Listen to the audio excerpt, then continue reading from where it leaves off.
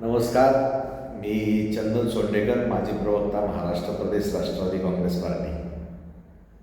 आज विधिमंडळातील सदस्य सन्माननीय जितेंद्र आव्हाड आणि सन्माननीय खासदार संजय राऊत साहेब यांनी त्यांना कायद्यानं आणि संविधानानं दिलेल्या अधिकाराप्रमाणे सत्ताधारी पक्षावर अंकुश ठेवत असताना ज्या बीडमध्ये स्वर्गीय सरपंच संतोष देशमुख, मस्साजोगचे सरपंच, यांची जी हत्या घडली आहे त्या संदर्भामध्ये कायदा सुव्यवस्थेचा प्रश्नाच्या संदर्भामध्ये भूमिका मांडत असताना ती निश्चित गंभीर बाब आहे.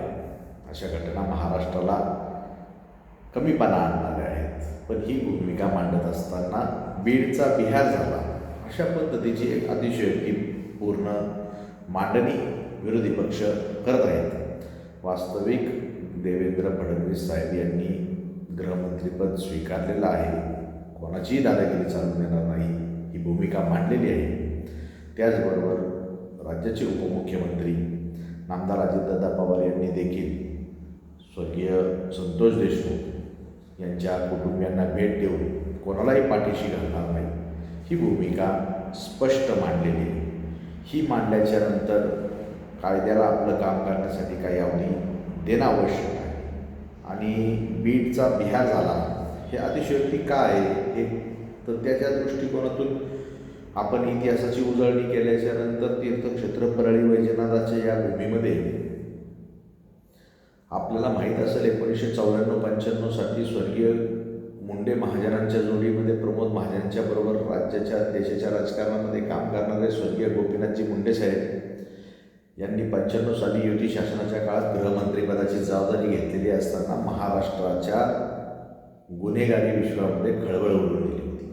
शेकडो एन्काउंटर करून गुन्हेगारांचा खात्मा झाला ते गोपीनाथ मुंडेंच्या कालावधीमध्ये. त्या गोपीनाथ मुंडे या बीडच्या मातीतून येतात. त्या बीडच्या मातीतून आपल्या पुण्यामध्ये MIT या शिक्षण संस्थेची स्थापना केलेले विश्वनाथ कराड सर हे बीडमधून येतात.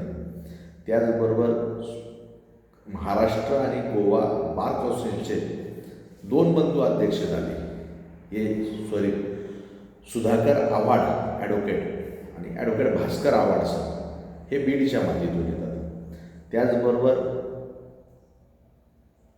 आपल्या आनंदाचे सिद्धांत याचे प्रबोधन करणारे, कीर्तन करणारे संतश्रेष्ठ भगवान बाबांचे अनुयायी बीडच्या मातीतून भगवान बाबांसारखे सांप्रदायिक माणसं या बीडच्या मातीने आपल्याला दिलेली आहे. त्यांचे अनुयायी करणारे नामदेव शास्त्री यांचे आनंदाचे सिद्धांत ऐकून आणि पाहून महाराष्ट्र मंत्रमुग्ध होतो. आजही महाराष्ट्राला एक संस्कार आणि भूमिका आणि जे या ठिकाणी आपण कर्म करणार आहोत त्याचं फळ आपल्याला या ठिकाणी देणारे हे संतची शिकवण देणारे नामदेव शास्त्रींसारखी थोर रत्न आपल्याला बीडच्या मातीतून दिलेली आहे.